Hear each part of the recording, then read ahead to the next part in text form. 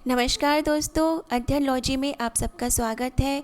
आज हम डिस्कस करेंगे ग्लोबल इनोवेशन इंडेक्स 2020 पर, यानी वैश्विक नवाचार सूचकांक। तो इनोवेशन का मतलब क्या होता है? इनोवेशन मीन्स आपको कोई नया आइडिया आया है, कोई नया विचार है, कोई नई नॉलेज है आपके पास, नया इन्वेंशन किया है आपने, कोई नई डिस्कवरी की है, तो ये सारे इसके अंतर्गत आएंगे, नवाचार के अंतर्गत। तो इसको पब्लिश कौन करता है इस इंडेक्स को? तो world intellectual property organization publish करती है। किसकी मदद से करती है? कॉर्नेल यूनिवर्सिटी और इंसीड इसकी हेल्प करते हैं। मीन्स ये तीनों मिलकर ही करती है इंडेक्स को पब्लिश। प्रथम स्थान हासिल किया है स्विट्ज़रलैंड ने और हमारा भारत है 48वें नंबर पर। 131 कंट्री की लिस्ट में से हम 48वें स्थान पर हैं। इस बार का 13वां एडिशन था इसका। और थीम क्या थी? हु विल फाइनेंस इनोवेशन, यानी कि अब फाइनेंस में, इनोवेशन में फाइनेंस कौन करेगा? क्योंकि देखिए, विश्व में कोविड-19 के कारण जीडीपी बहुत निचले स्तर पर पहुंच गया है। पूरे विश्व का जीडीपी माइनस में आ गया है आज। तो जब माइनस में आ गया है जीडीपी, तो लोग रिसर्च और डेवलपमेंट पे कम खर्चा करेंगे, इंस्टीट्यूशंस में कम होगा इन्वेस्टमेंट, इंफ्रास्ट्रक्चर में कम खर्चा करेंगे। तो जो लैब्स होती हैं या जो भी लैब्स होती हैं, साइंटिफिक ऑर्गेनाइजेशंस होती हैं, उनमें कम खर्चा होगा, कम इन्वेस्टमेंट होगा, तो डेवलपमेंट कम होंगे, इनोवेशंस कम होगा सीधा का सीधा, और प्रोग्रेस कम होगी उस कंट्री की, है ना। टेक्नोलॉजी में पीछे चली जाएगी वो कंट्री, और सीधा असर किस पे पड़ेगा? लिविंग स्टैंडर्ड पे पड़ेगा लोगों की, राइट। तो इतना सब कुछ कर दिया है कोविड-19 ने। अब वर्ल्ड इंटेलेक्चुअल प्रॉपर्टी ऑर्गेनाइजेशन क्या है? तो ये यूनाइटेड नेशन की ही एक स्पेशलाइज्ड एजेंसी है। यूनाइटेड नेशन में देखिए बहुत सारी चीज़ें आती हैं, जैसे यूनाइटेड नेशन जनरल असेंबली आती है, सिक्योरिटी काउंसिल आता है, इसी तरह यूनेस्को भी आता है। तो यूनेस के अंतर्गत वीपो आता है। वीपो इसकी पेरेंट ऑर्गेनाइजेशन है, United nation economic and social council. इसकी स्थापना हुई थी वीपो की 1967 में। जेनेवा स्विट्ज़रलैंड में इसका हेडक्वार्टर है और फ्रांसिस गरी इसके सीईओ है। तो वीपो क्या करता है, क्या कार्य करता है? ये इंटेलेक्चुअल प्रॉपर्टी को प्रमोट करता है, बढ़ावा देता है। आप कोई नए विचार लेकर आ रहे हैं तो प्रमोट करेगा कि और विचार लाओ। कोई नया आइडिया है तो कंट्रीज़ को प्रमोट करता है, मीन्स, और प्रोटेक्ट करता है यानी कि उनको प्रोटेक्शन देता है। अगर किसी कंट्री ने कोई पेटेंट करवाया है, कोई इन्वेंशन किया है, तो उसको वो प्रोटेक्ट करेगी कि तो कोई और चोरी ना कर ले उसका आइडिया को। और ये ज़रूरी नहीं है कि जो कंट्रीज़ यूनाइटेड नेशंस की मेंबर है वो वीपो की भी मेंबर हो। बाध्यकारी नहीं करता, मतलब ऐसे रूल्स नहीं है कि जो यूनाइटेड नेशंस के मेंबर है वो इसके भी मेंबर बने, ज़रूरी नहीं है ये चीज़। इंडिया का क्या परफॉर्मेंस रहा है जीआईआई में? तो देखिए, इंडिया ने 4 अंकों की छलांग लगाई है। 5 वर्षों का आंकड़ा यहाँ दिया हुआ है। 2015 में 81वां था, फिर हमने 66वें स्थान पर आए छलांग लगा के, फिर और ऊपर आए, 2017 में 60वां स्थान हासिल किया, फिर 57 पे आए, फिर 52 पर आए, और अब 2020 में 4 अंकों की और छलांग लगाई है और हम 48वें नंबर पर आ गए हैं। तो जो सेंट्रल नेशंस हैं और सदर्न एशिया की जो कंट्रीज़ हैं उनमें इंडिया ने टॉप किया है। और एक और इम्पॉर्टेंट बात, लोअर मिडिल इनकम जो इकॉनमी है विश्व की, उनमें से 3रे स्थान पर है। अब जो लोअर मिडिल इनकम, ये क्या होता है? तो देखिए, वर्ल्ड बैंक के द्वारा कंट्रीज़ को 4 कैटेगरी में डिवाइड किया है उनकी इकॉनमी से रिलेशन में। जैसे कि जो रिच कंट्रीज़ हैं तो उनको हाई इनकम कंट्रीज़ का दर्जा मिला है, हाई इनकम।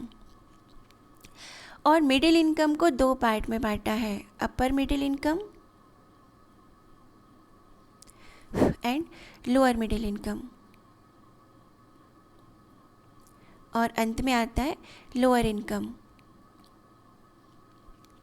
तो भारत कहाँ पे आता है? इस कैटेगरी में आते हैं हम, लोअर मिडिल इनकम की कैटेगरी में।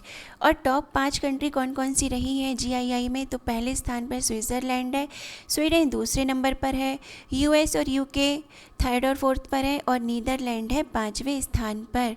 तो कंपोनेंट्स क्या थे इसके? पिलर्स क्या है? Institution, human capital and research, infrastructure, market sophistication और बिजनेस सोफिस्टिकेशन। ये 5 इनपुट के पिलर्स हैं। यानी अगर कोई कंट्री इतनी चीज़ों में इनपुट अच्छे से करती है, यहाँ पे ध्यान ज़्यादा देती है, तो उसका आउटपुट भी डेफिनेटली अच्छा आएगा। मीन्स नॉलेज और टेक्नोलॉजी का आउटपुट अच्छा आ जाएगा, क्रिएटिविटी आउटपुट अच्छा आएगा।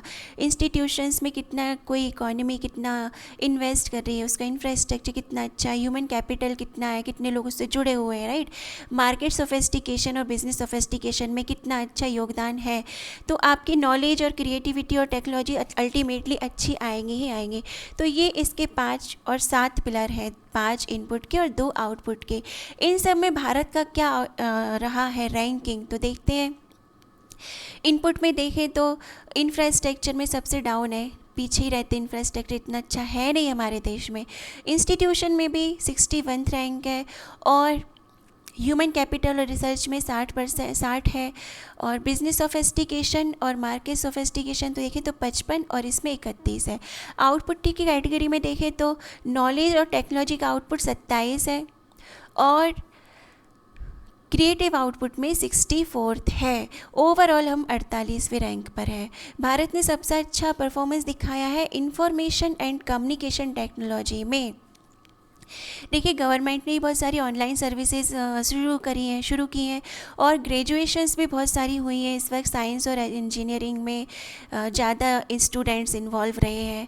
तो रिसर्च एंड डेवलपमेंट भी अच्छा रहा है। रिसर्च एंड डेवलपमेंट इंटेंसिव में ग्लोबल कंपनीज़ बहुत अच्छे से योगदान दिया है इन्होंने। तो ओवरऑल ICT में हमारा परफॉर्मेंस अच्छा रहा है, 15वें अंक पर हैं हम देखते हैं इंटेलेक्चुअल प्रॉपर्टी क्या होता है। तो देखिए, ये सारी चीज़ें जैसे कि प्रोटेक्शन, इंटेलेक्चुअल प्रॉपर्टी का ट्रेडमार्क हो गया, पेटेंट है, कॉपीराइट है, सीक्रेट है आपके पास कोई और बहुत अच्छा कोई आइडिया है, तो ये सारा इंटेलेक्चुअल प्रॉपर्टी होता है। आपकी दिमाग की बत्ती जलती है जैसे ही कोई नया आइडिया आता है, आपके पास कोई नई नॉलेज है ना, कोई भी आपके अंदर टैलेंट भरा हुआ है, तो यही बताता है इंटेलेक्चुअल प्रॉपर्टी। यानी इंटेलिजेंट है तो टैलेंट कितना है, आपके दिमाग की बत्ती कितनी जली हुई है, बुझी तो नहीं है। तो ये होता है इंटेलेक्चुअल प्रॉपर्टी। यही नहीं होता कि सिर्फ आपके पास रोटी कपड़ा मकान है तो आप अमीर हैं। अगर आपके पास दिमाग में कूट कूट कर भरी हुई है बुद्धि, बौद्धिक प्रॉपर्टी कहते हैं ना इंटेलेक्चुअल प्रॉपर्टी में, बौद्धिक संपदा, आप भी अमीर कहलाएंगे। अब यदि आपके पास कोई नया आइडिया आया, मान लीजिए आपने 5-6 साल इन्वेस्ट करके एक किताब लिखी है और किसी ने उसको चुरा लिया और पब्लिश कर दिया, प्रॉफिट उसने कमा लिया, तो 3rd पर्सन को प्रॉफिट हो गया, है ना। तो इसके लिए क्या करेंगे, आपकी प्रॉपर्टी चोरी हो गई ना, आपका तो इतने सालों की मेहनत बर्बाद हो गई। तो यही काम करता है वीपो, इसी के लिए आपको प्रोटेक्शन दी गई है।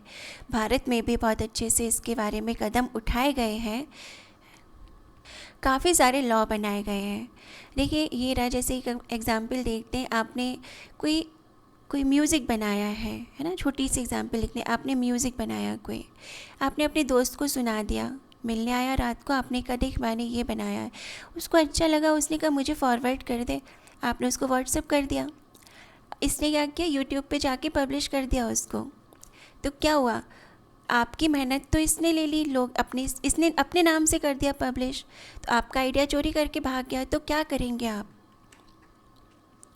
ये लॉ है आपके पास। कॉपीराइट एक्ट है 1957 का, पेटेंट एक्ट है 1970 का, 70 और ट्रेडमार्क एक्ट है 1999 का। इनके तहत आप उस पर कार्रवाई कर सकते हैं। दोस्ती तोड़ने से सिर्फ कुछ नहीं होगा, राइट, तो इसको फिर सज़ा भी हो सकती है। तो ये सारे एक्ट हैं, लॉ है हमारे यहाँ इंटेलेक्चुअल प्रॉपर्टी से संबंधित। तो ये डिस्कशन किया हमने आज की इस वीडियो में ग्लोबल इनोवेशन इंडेक्स में। आई होप आपको पसंद आया होगा और कुछ जानने को मिला होगा। Thanks for listening, take care.